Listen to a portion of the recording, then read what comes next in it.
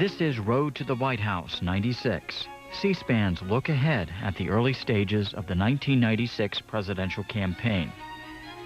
Up next, we will turn our attention to Republican Party politics. One of the names often mentioned as a possible GOP candidate in 1996 is Dick Cheney. He traveled to Laconia, New Hampshire last month for a dinner sponsored by the Belknap County Republican Party. Later, President Bill Clinton. He returned earlier today from a series of weekend events in New Mexico and California, including a Democratic Party fundraiser. We'll have highlights. But first, here's some background information on Dick Cheney. Born in Lincoln, Nebraska, he earned his undergraduate and graduate degrees from the University of Wyoming. After working for Wyoming's governor in the mid-1960s, Dick Cheney moved to Washington and served as a staff member in the Nixon administration, beginning in 1969. In 1974, he served as an assistant to President Ford, and 1 year later became his chief of staff. Dick Cheney started his own political career in 1978 when he was elected to Congress.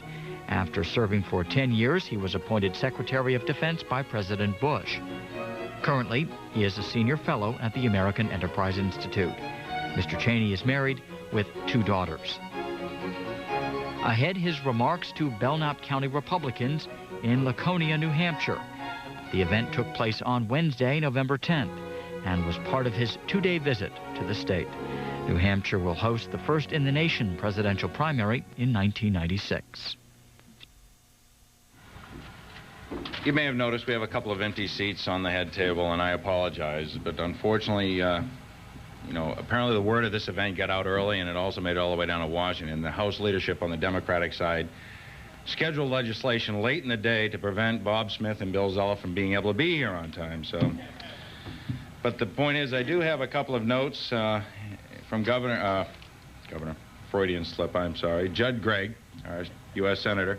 Says, "Dear Mark, I want to extend my sincere apologies for not being able to join with you and the Belknap County Republicans evening with Secretary Cheney.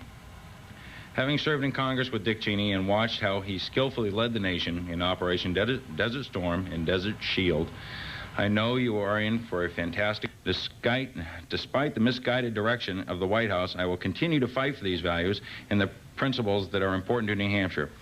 It is an honor to represent you in the United States Senate. With warm regards, Bob Smith, U.S. Senator." Well, this works a little differently because Bob Smith, having worked with Dick Cheney in the past, was going to introduce Secretary Cheney. So I'll do it. He's no stranger to many of us. If you've paid any attention to C-SPAN 2 years ago, he was on the TV constantly.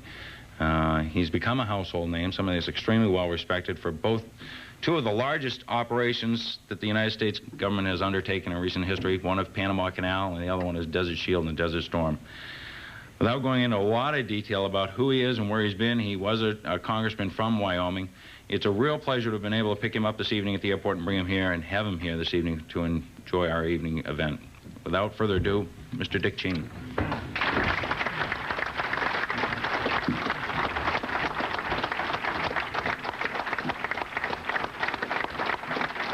Thank you. Thank you very much. Mark, thank you for the kind words, Governor. There isn't a governor in the country that wouldn't like to have Steve Merrill's record. It's really been a tremendous success. So.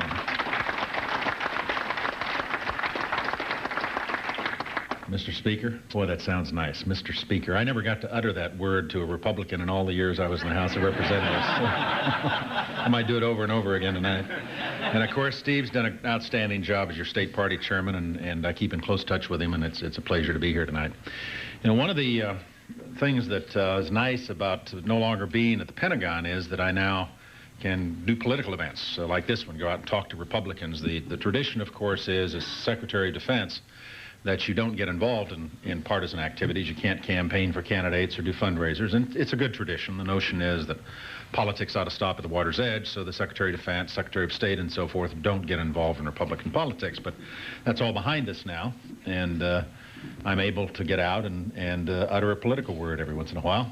and to offer advice, unsolicited advice to public officials, since I'm just a private citizen and a taxpayer complaining like everybody else. And one of the really nice things that's happened to my wife and me is that we've had the opportunity to move back home to Wyoming, to Jackson Hole. Somebody has to live in Jackson Hole, and we volunteered.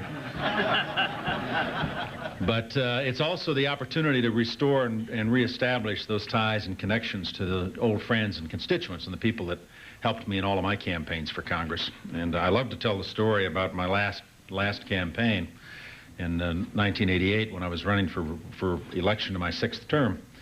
And we have a tradition in Wyoming that we always begin the political campaigns every fall down in the little farming community of Torrington, down along the Wyoming-Nebraska border. The farm groups invite everybody out, Republican and Democrat alike, to come down and talk to them and tell them what you're going to do for them if you get elected. And you assume after you've run 5 times and served 10 years in Congress that everybody knows who you are. You know, your picture's been on television, name's been in the newspaper, you've done the door-to-door work in the rallies and the barbecues over the years. But before it was my turn to speak at that last rally, I went out and worked the crowd, wanted to make certain that I'd personally greeted every voter there. Walked up to one old rancher with his back up against a tree, cowboy hat pulled down over his eyes, reached out and grabbed him by the hand and said, "Hi, I'm Dick Cheney. I'm running for Congress and I'd like your vote." He said, "You've got it. That fool we've got in there now is no damn good." So I'm back rebuilding those ties and relationships now with all my friends in Wyoming. Well, what I'd like to do tonight, I don't want to give a long-winded speech. I could do that. I have on more than one occasion. But I've got a couple of thoughts I'd like to share with you about some things I see developing now that I'm concerned about. And then I'd like to keep my remarks fairly brief and then have an opportunity to take questions and respond to your thoughts and ideas as well. One of the things that I've had the opportunity to do since I left government last January is to travel extensively around the country. I've been in 34 states now, I think. I counted up the other day since last January. But also the opportunity to get in my car all by myself this summer and drive 8,000 miles across America. People say, you know, why would somebody want to do that? Well, if you spend all of those years I did in Congress flying back and forth across the country, and then at the Pentagon, where you're sort of in that cocoon surrounded by all the aides and assistants and so forth, security people that go with being Secretary of Defense, you really can lose touch. You lose your feel for what's happening out there in the country. And what I was able to do this summer is to get in my car all by myself and drive from Washington through the Midwest out to Wyoming, Montana, Idaho, that whole area, since we live in Wyoming now, then up through the Canadian Rockies and the Pacific Northwest. Met friends along the way and fished a little bit and gave a few speeches and hit the McDonald's hamburger joints and the truck stops and hit some of the back roads as well as the main highways of America.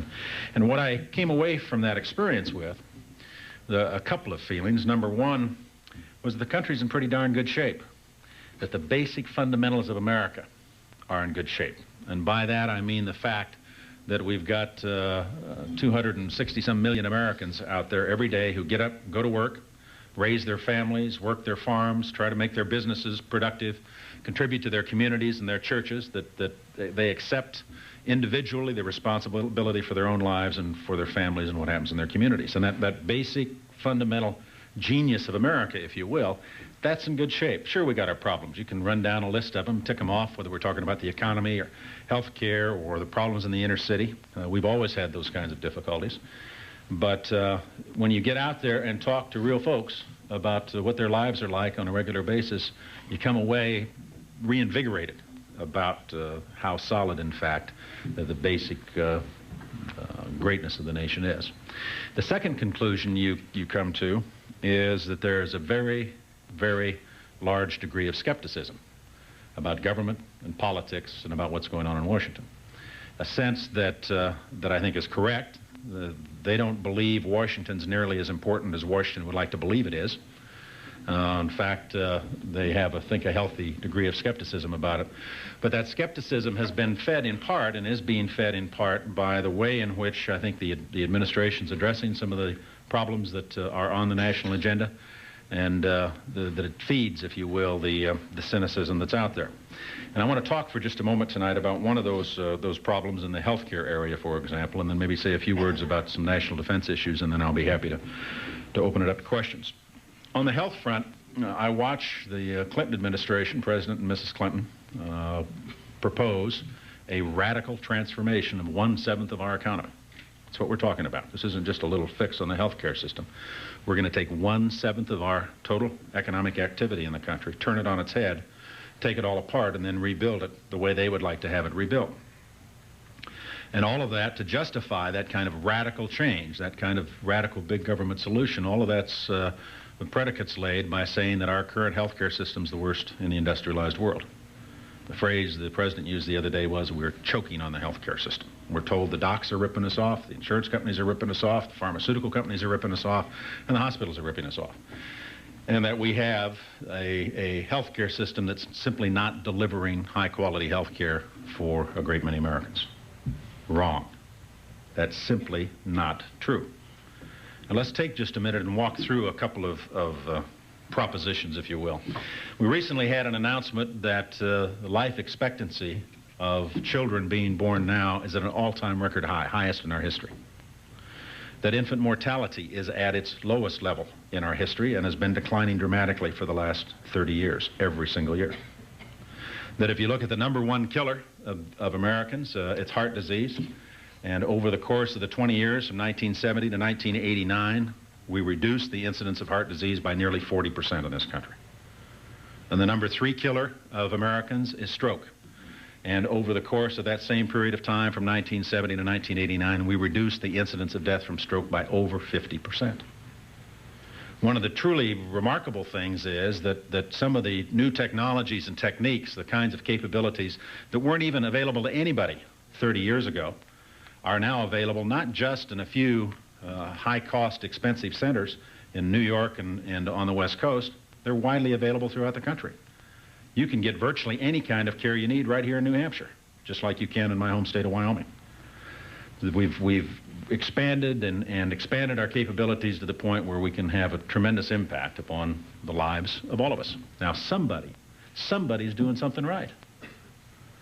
To describe a system that can produce those kinds of results in the terms it's been described by President and Mrs. Clinton, I think is just fundamentally wrong. It's based on this notion that the way they get things done, the way they justify this radical transformation that they want to justify with respect to our health care system, is to describe the health care system in terms that, frankly, I don't recognize.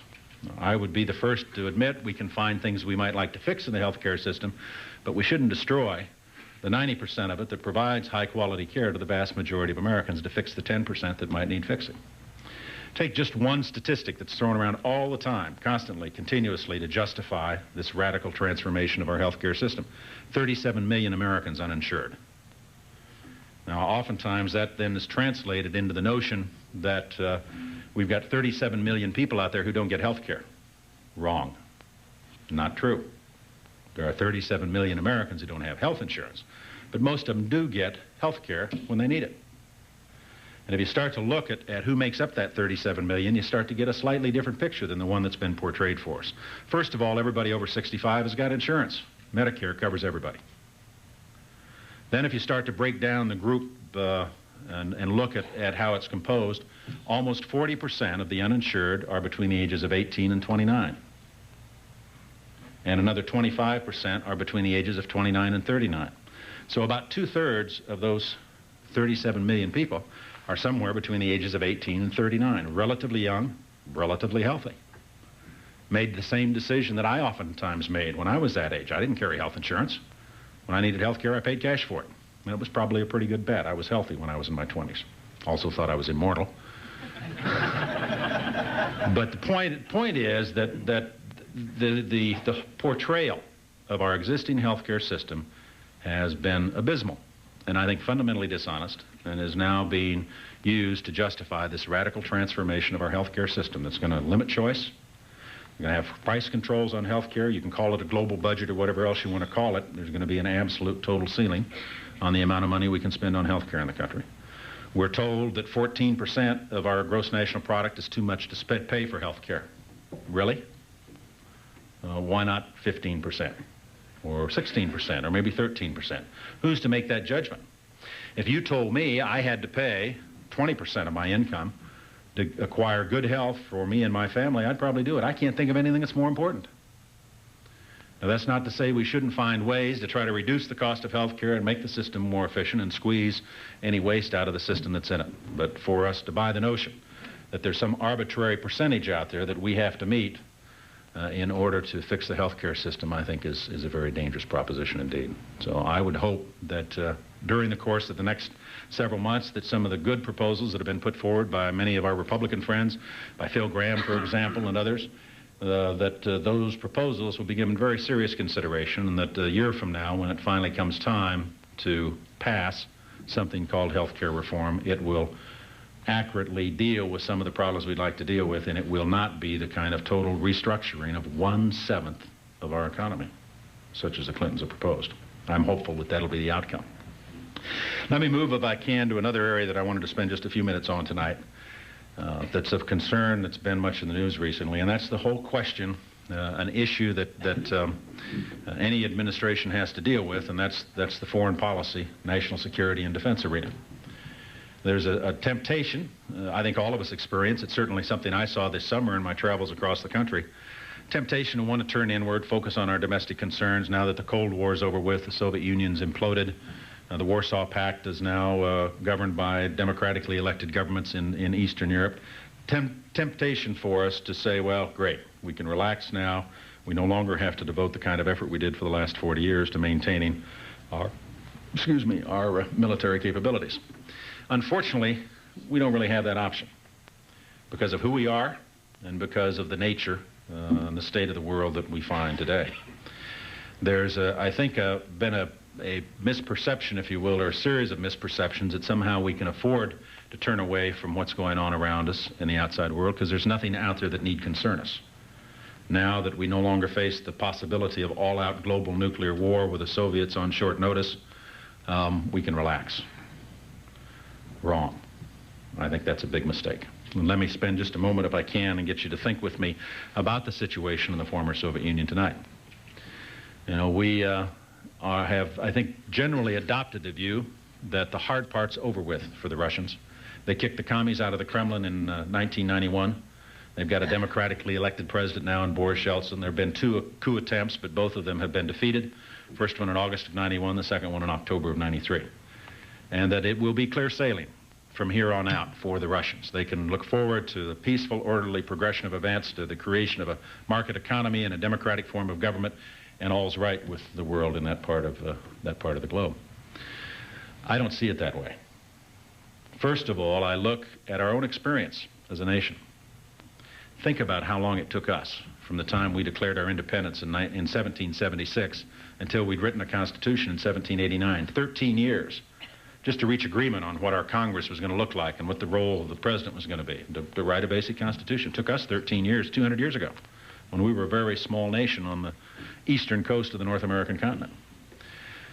It took us another 70 years and a very bloody civil war before we tied up some of the loose ends we didn't get quite right back in 1789. Then you look at what the former Soviet Union's going through, a nation that stretches across 11 time zones, more than 100 different linguistic groups, armed conflicts now going on in Tajikistan, Uzbekistan, Moldova, Armenia, Azerbaijan, Soviet Georgia. 25 million Russians who live as minority populations in those outlying republics. Economy that's in a state of utter collapse. And all of these political and economic and social problems will be sorted out over the next 20 or 30 years atop the stockpile of nuclear weapons of some 30 to 45,000 nukes. Every time there's a change in government in Moscow, it's not just over who gets that big fancy office in the Kremlin. It's who's going to have his finger on the world's largest stockpile of nuclear weapons. I can't relax or feel very sanguine about that, given the past history and state of problems that they've had. I think the United States has a vested interest in doing what we can to try to steer and direct those events, but we certainly can't afford to turn our back on that part of the world and assume that everything is going to be peaceful and quiet and nonviolent in the former Soviet Union. Very big, risky assumption to make. Now, unfortunately, one of the things that's happened in the Clinton administration is they've gotten sidetracked off on some issues, important issues. They are important decisions because of the nature of some of the decisions that need to be made. And they've made some flawed decisions in ways that I think will undermine the confidence of others around the world about our ability to deal with important issues like, for example, the fate of the former Soviet Union. And there I'm referring specifically to Somalia, to Haiti, and Bosnia. And let me say just a word about each of those three circumstances tonight, and I'll stop and be happy to respond to your questions. If you look at the situation in Somalia, when the original decision was made to deploy the force, it was with a very specific, very narrow, very well-defined mission in mind. We were going into Somalia specifically to open up the port and to provide the kind of security that was needed for the humanitarian relief organizations to be able to feed and provide medical care for millions of starving Somalis. That was the mission. We were not to get involved in the local conflict. We were not to take sides in the civil war inside Somalia. We were specifically intended and directed to focus on that one mission, and we accomplished it. Last spring, Bill Clinton himself said so. He had that photo op at the White House. You may remember he had General Johnson back, who commanded the force over there, a Marine three-star, several of his key people with him, and had a photograph taken of the president and his troops lined up behind him marching across the south lawn of the White House, and declared that the humanitarian mission had been successful. After that, we then got into the business of taking sides in the conflict, of unleashing our forces, getting U.S. troops involved in trying to run down Mr. Aidid. And of course, ultimately, what emerged from that was a decision to deploy a Ranger Battalion to Somalia. And the folks in New Hampshire are aware, certainly without question, because of the courage and bravery of one of your own who participated in that operation and now fortunately is home. But the operation was handled in a way that they lost sight of what the objective was in terms of the administration. And then once they'd committed the force, they made a decision, civilians did, and the Pentagon made a decision not to provide the support that the commander on the scene had requested in terms of what he thought he needed by way of tanks and armored personnel carriers to support that operation. Now, you should never, ever, as secretary, get into the business where you're trying to make those kinds of decisions about 4 or 5 or 6 tanks being shipped to one of our commanders in the field. If you don't have confidence in the commander in the field to make that kind of judgment, then get a new commander. But don't sit in Washington and try to second-guess him in terms of telling him what kind of hardware and military capability he needs to carry out the mission you've given him. Give him the mission, give him what he says he needs to do it, and then support the heck out of him. And unfortunately, we did not do that in Somalia. If you move then to Haiti, second area where we've run into difficulty, the president made a decision that we were going to use U.S. forces to put Mr. Aristide, the democratically elected president of Haiti, back in power in Port-au-Prince. Now, there are a couple of problems with that. First of all, of course, when we sent the force to Port-au-Prince, the Haitians protested on the shore, and our guys had to turn around and withdraw and go back to Guantanamo. That's a little embarrassing. But the key problem was making the decision to send them in the first place, because it doesn't make a lot of sense for us to put American lives at risk to put Mr. Aristide back in power in Haiti. Mr. Aristide is not the Thomas Jefferson of Haiti. This guy has a record of mental instability and a human rights record, even while he was president for a few short months, that does not make him one of the world's leading democratic leaders, and certainly not worth any American lives in terms of trying to restore him to power. Now, the difficulty with the Haitian operation, of course, isn't that the fate of the free world depends on Haiti. It doesn't. You know, it's realistically, you've got to say that the course of history in the 21st century probably is not going to be much affected one way or the other by what happens in Haiti. But think for a moment, if you're a North Korean, you're an official of the North Korean government, you've been told by the President of the United States that the development of a nuclear weapon by the North Koreans is unacceptable. And then you watched how we dealt with Haiti. We're going to send force, we're not going to send force, we're going to sanction the country. And you have to wonder, if you're that North Korean official, do I need to really worry about what this guy says?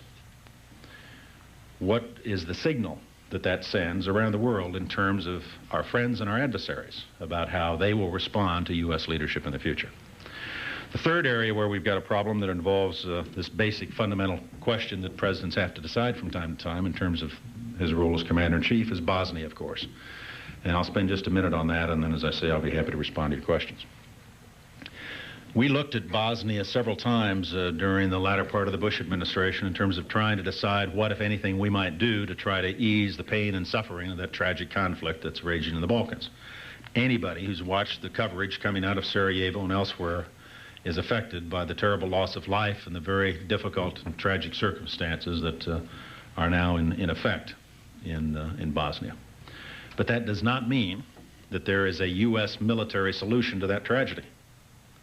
We have been actively involved, the Bush administration, now the Clinton administration, in supporting relief missions. We've flown thousands of missions in there to get food and medical supplies into the people who were affected by that conflict, and supported the diplomatic efforts to try to resolve it and bring it to an end. But every time we looked at this question of whether or not you ought to put U.S. forces on the ground in Bosnia, the answer we came up with was absolutely not. It makes no sense. The reason it makes no sense is because there are certain key questions that you have to answer when you're going to make a judgment about deploying U.S. military forces into an area where they might be involved in combat operations. Question number one is, what's the objective? Now, the U.S. military is good at some things, not good at others. We can take down an air force, sink a navy, destroy a city, liberate a country. Those are militarily achievable missions. You give the Secretary of Defense that as an objective, and the military can figure out a way to do it. But if you try to define an objective in military terms that you can operationalize, that you can put into a campaign plan, and your objective is stop the bloodshed in Bosnia, I'm not quite sure how that works. Partly because of the nature of the conflict, a civil war where you've got family against family, neighbor against neighbor, village against village. Sometimes a two-sided civil war with the Bosnian Muslims and Croatians on one side against the Serbs. Sometimes a three-sided civil war when the Croatians take on the Muslims. Sometimes it's been a four-sided civil war when there have been factions within the Muslim ranks fighting against each other. Very difficult in that kind of setting to define what the objective is. Problem number two is, what are the rules of engagement? Now, when you send troops into an operation, the Secretary signs out an execute order. It goes to the commander. It tells him what his objective is. It assigns forces to him to accomplish that objective. He gets the 82nd Airborne, the Nimitz Aircraft Carrier Battle Group, and so forth. And then it tells him what the rules of engagement are, how much force he's authorized to use and under what circumstances. And for the troops in the field, what that means is it tells them who they can shoot and under what conditions. Very important piece of guidance to be able to give your troops when you're going to send them in harm's way. Nobody was ever able to come up with a set of rules of engagement, given the nature of that Bosnian conflict, that made any sense, that you could translate into clear-cut instructions and orders for the troops. Nobody could ever specify what constituted a victory, what's a win in that setting. How do you get out? Once you've gotten in, how do you withdraw? How do you disengage? And what's the cost in American lives? How many Americans are you willing to put at risk in order to try to end that conflict in Bosnia? Tough questions. And made especially difficult by the fact that this conflict has its roots hundreds of years back in history. If you ask the Serbs why they're taking on the Muslims, some of them will cite the Battle of Kosovo. 600 years ago. It happened in 1389 when the Turks defeated the Serbs in the Battle of Kosovo. That's how far back the conflict goes. And if you look at what happened in Yugoslavia in World War II, it's important to remember there were 1.7 million Yugoslavs killed in World War II, a tragic loss of life, a majority of those killed by the Yugoslavs in the civil war that accompanied the events involving World War II that affected Yugoslavia. Now, the Clinton administration comes along, and President Clinton, during the campaign, wanted to get more aggressive, get more actively involved in Bosnia, criticized us for not doing more, got in office, tried to do more, embarrassed himself, sent Secretary Christopher off to Europe, and he ultimately had to come home having been rejected by the Europeans in terms of the ideas that they'd suggested for dealing with the Bosnian situation. Another instance where we did not create confidence on the part of our friends and allies around the world in the quality of U.S. leadership. But the suggestion now is, and the commitment's been made, that we send 25,000 American troops into Bosnia as peacekeepers, as part of a force that would go in once there's an agreement signed between the various warring factions. Now, I've got a real problem with that. I think that's a terrible idea. I think the notion of putting Americans on the ground in that setting makes no sense at all. I think that it's important for us to remember that U.S. forces are different than the forces of any other nation in the world, that when you commit U.S. troops, you're committing the full faith and credit of the United States government. If you send Norwegians or Nigerians or Brazilians into Bosnia, Secretary General of the UN makes a decision. If they get in trouble, he can pull them out. That's the end of it. No worldwide repercussions. But if you send Americans, the President of the United States has to make the decision. He should never, never delegate that authority to the Secretary General of the UN. And if they get into trouble, he's got two options. He can withdraw or he can reinforce. He can send a lot more troops because we are the United States. And the rest of the world watches on a daily basis to see what the quality of the U.S. leadership is and whether or not they can continue to have confidence in our capabilities and our willingness to use force when it's necessary, when our own interests are threatened and are at stake.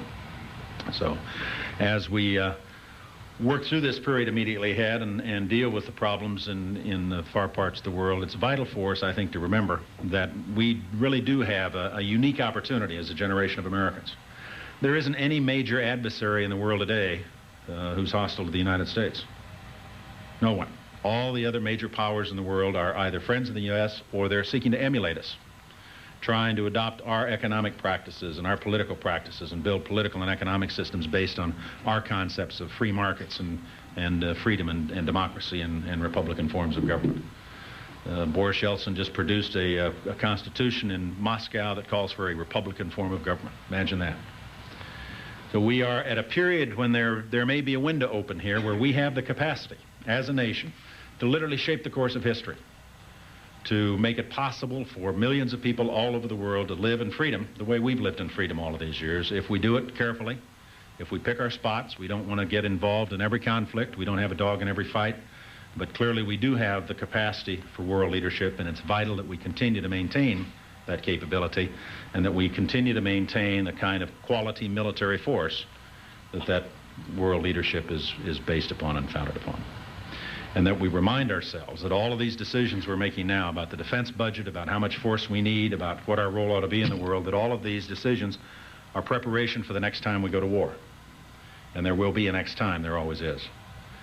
And that next time when we do commit forces to combat, how well they do, whether or not they're able to achieve their mission, how long it takes, and how many of them come home again when it's over with, will be directly affected by the quality of the decisions that we make now in terms of maintaining adequate peacetime military capability. Thank you very much.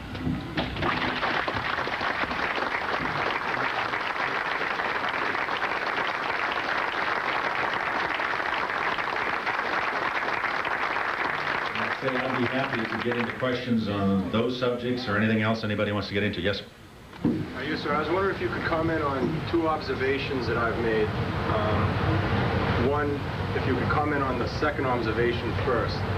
First observation I've made is since the Bush administration, it appears that when I talk with my friends and mostly acquaintances who are Democrats, they seem to be basking in this atmosphere of how wonderful everything is and saying it's because if there's a Democratic president in office.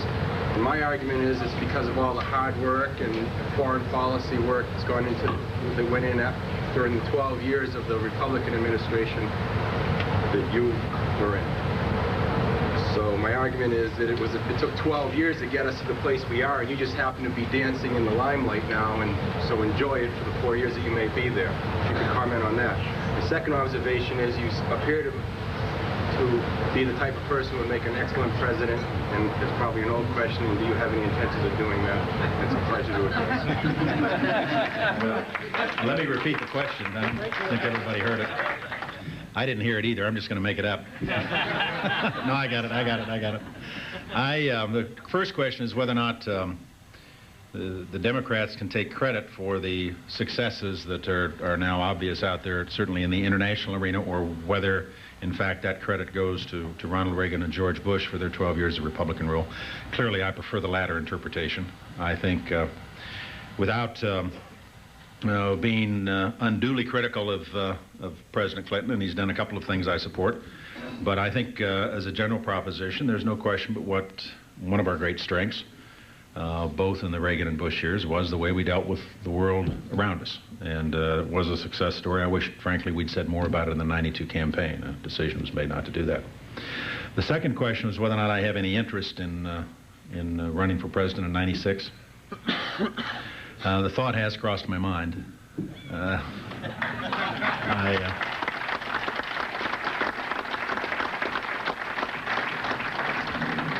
I haven't made the decision yet. It's a big step to take. I've worked for 3 presidents, watched 2 others up close, and it's a daunting prospect to think about running for president of the United States.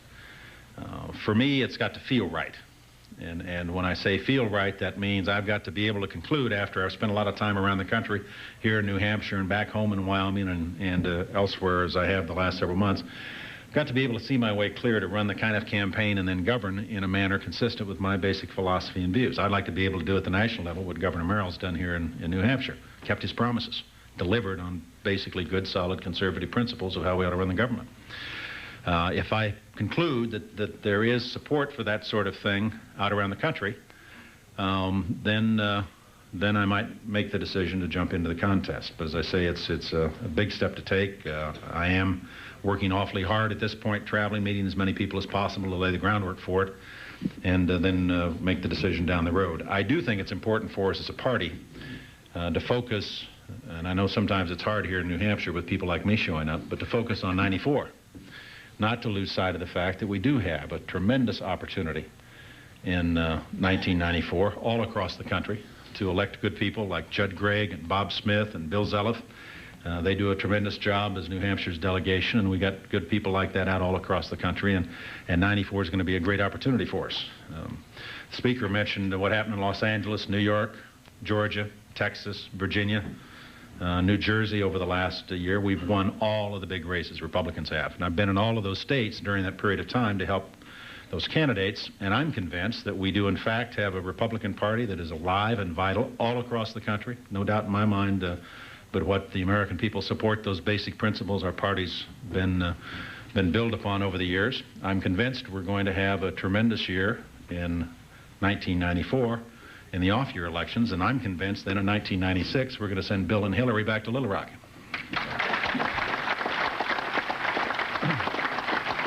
That's it. Mr. Secretary, it appears that Bill Clinton has become another Teflon president. You've indicated some of the embarrassments in foreign policy. He's made embarrassing appointments, or nearly tried to, and he's broken virtually a long list of promises before he even accepted office. How come the newspapers and editorial positions aren't turning him into a joke? Why isn't the House falling down? I don't know. I certainly wouldn't want to try to speak for the press.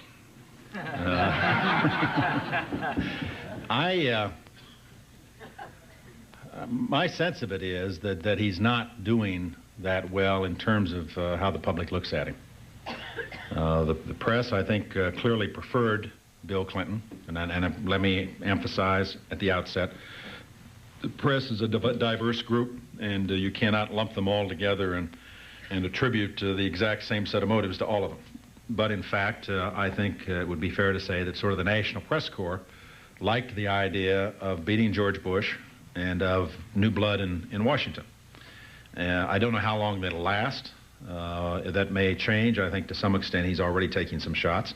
And I think what counts is how the American people respond, and they aren't responding very well.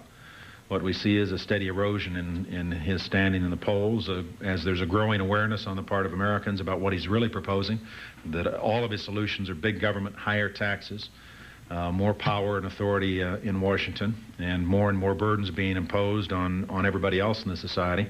As that comes through, I think it'll be increasingly clear that he's not the man that most Americans thought he was when he won the election in '92. He only got 43% of the vote.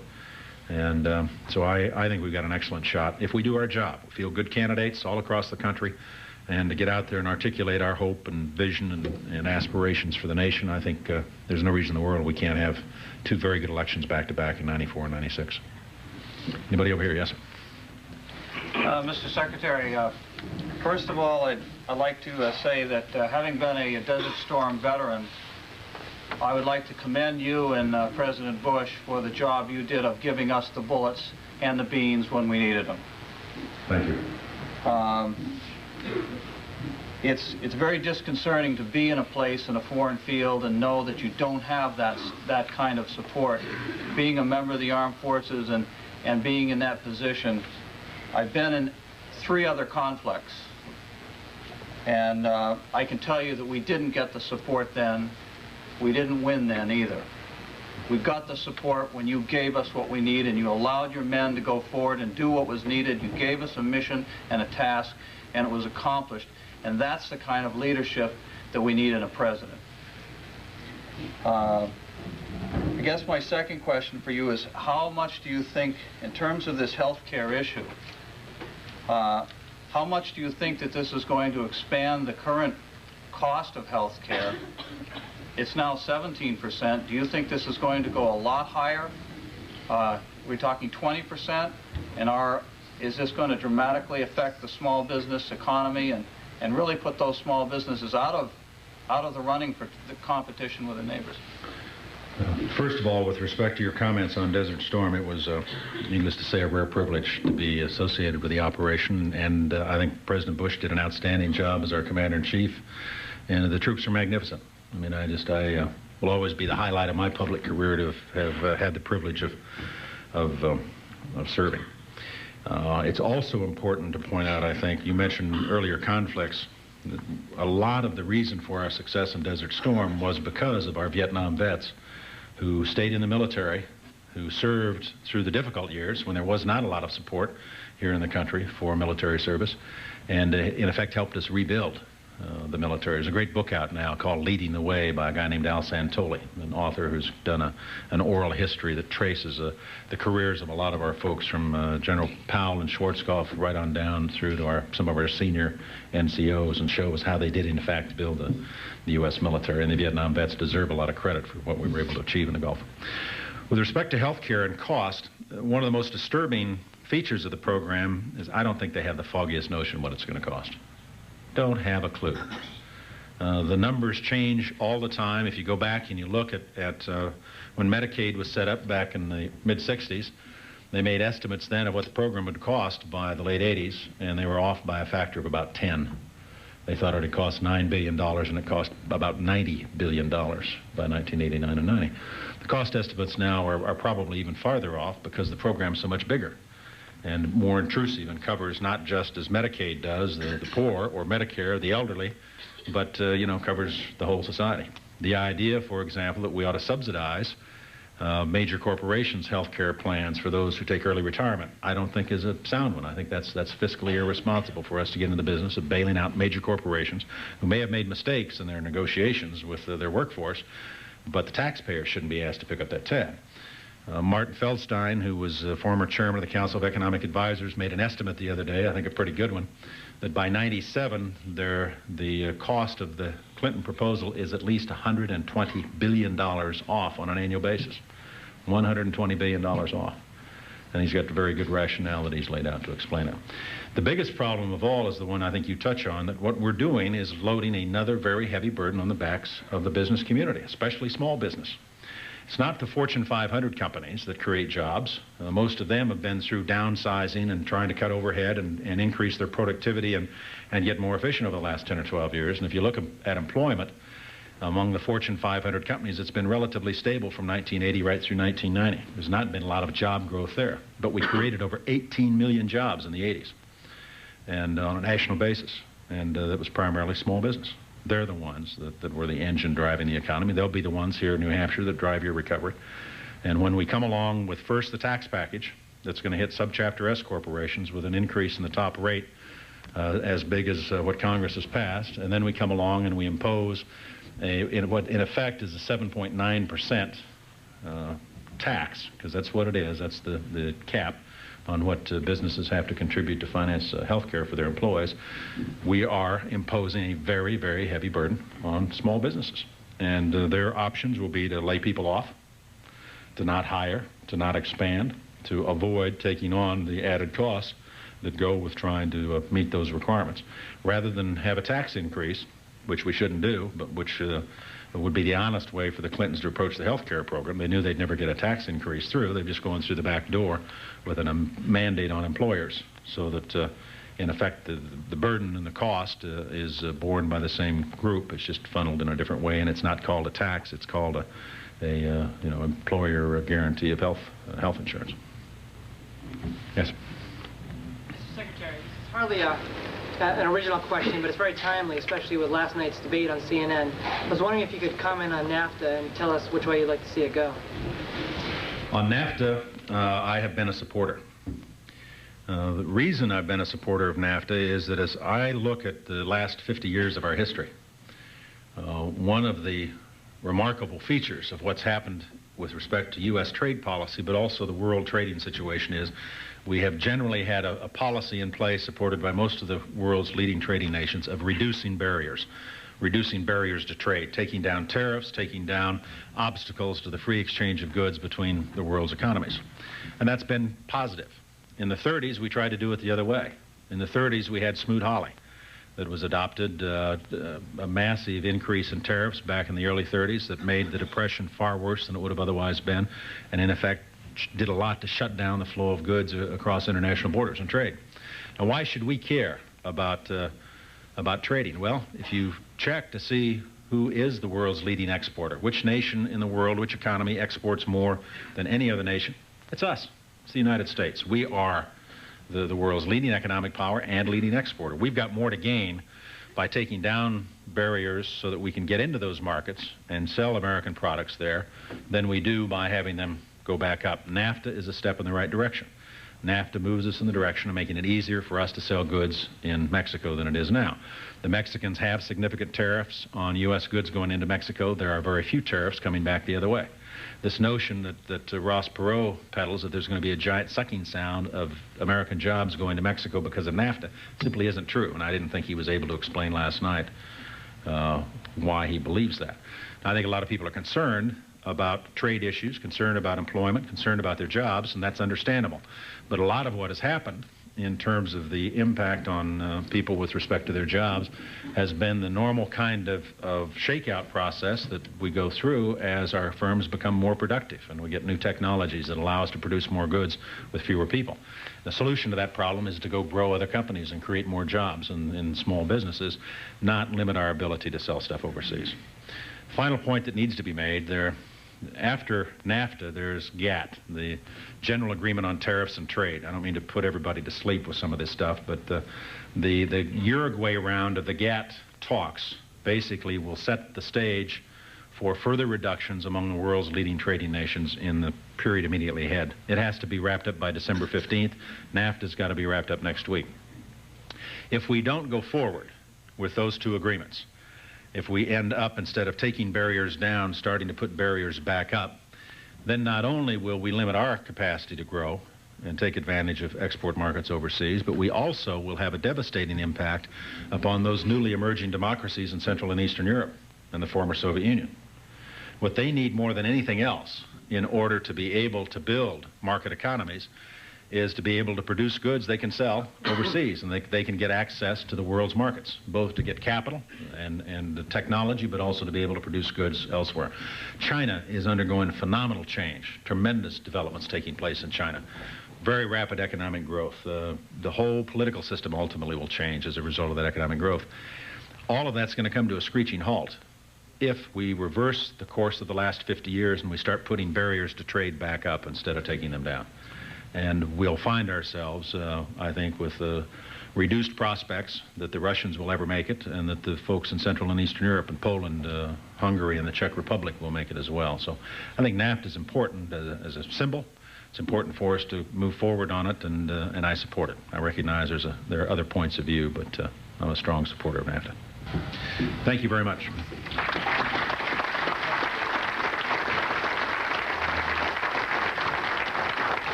I want to say how proud I am as governor that Secretary Cheney has come here to our state, and as long as men and... When he was elected to Congress. After serving for 10 years, he was appointed Secretary of Defense by President Bush. Currently, he is a senior fellow at the American Enterprise Institute. Mr. Cheney is married with 2 daughters. Ahead, his remarks to Belknap County Republicans in Laconia, New Hampshire. The event took place on Wednesday, November 10th, and was part of his 2-day visit to the state. New Hampshire will host the first in the nation presidential primary in 1996. You may have noticed we have a couple of empty seats on the head table, and I apologize, but unfortunately, apparently the word of this event got out early, and it also made it all the way down to Washington. The House leadership on the Democratic side scheduled legislation late in the day to prevent Bob Smith and Bill Zella from being able to be here on time. So But the point is, I do have a couple of notes from Governor Freudian slip, I'm sorry, Judd Gregg, our U.S. Senator. Says, "Dear Mark, I want to extend my sincere apologies for not being able to join with you and the Belknap County Republicans evening with Secretary Cheney. Having served in Congress with Dick Cheney and watched how he skillfully led the nation in Operation Desert..." This is Road to the White House, 96. C-SPAN's look ahead at the early stages of the 1996 presidential campaign. Up next, we will turn our attention to Republican Party politics. One of the names often mentioned as a possible GOP candidate in 1996 is Dick Cheney. He traveled to Laconia, New Hampshire last month for a dinner sponsored by the Belknap County Republican Party. Later, President Bill Clinton. He returned earlier today from a series of weekend events in New Mexico and California, including a Democratic Party fundraiser. We'll have highlights. But first, here's some background information on Dick Cheney. Born in Lincoln, Nebraska, he earned his undergraduate and graduate degrees from the University of Wyoming. After working for Wyoming's governor in the mid-1960s, Dick Cheney moved to Washington and served as a staff member in the Nixon administration, beginning in 1969. In 1974, he served as an assistant to President Ford, and 1 year later became his chief of staff. Dick Cheney started his own political career in 1970. Thank you very much. Mark, thank you for the kind words, Governor. There isn't a governor in the country that wouldn't like to have Steve Merrill's record. It's really been a tremendous success. So.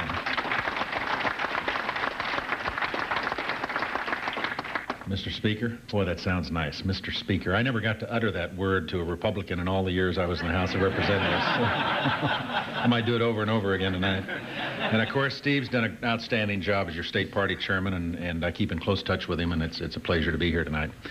You know, one of the things that is nice about no longer being at the Pentagon is that I now can do political events like this one, go out and talk to Republicans. The tradition, of course, is as Secretary of Defense that you don't get involved in partisan activities. You can't campaign for candidates or do fundraisers, and it's a good tradition. The notion is that politics ought to stop at the water's edge, so the Secretary of Defense, Secretary of State, and so forth don't get involved in Republican politics. But that's all behind us now, and I'm able to get out and utter a political word every once in a while and offer advice, unsolicited advice to public officials, since I'm just a private citizen and a taxpayer. Storm in Desert Shield. I know you are in for a fantastic... Despite the misguided direction of the White House, I will continue to fight for these values and the principles that are important to New Hampshire. It is an honor to represent you in the United States Senate. With warm regards, Bob Smith, U.S. Senator. Well, this works a little differently because Bob Smith, having worked with Dick Cheney in the past, was going to introduce Secretary Cheney. So I'll do it. He's no stranger to many of us. If you've paid any attention to C-SPAN 2 years ago, he was on the TV constantly. He's become a household name, somebody that's extremely well respected for both two of the largest operations that the United States government has undertaken in recent history, one of Panama Canal and the other one is Desert Shield and Desert Storm. Without going into a lot of detail about who he is and where he's been, he was a congressman from Wyoming. It's a real pleasure to have been able to pick him up this evening at the airport and bring him here and have him here this evening to enjoy our evening event. Without further ado, Mr. Dick Cheney.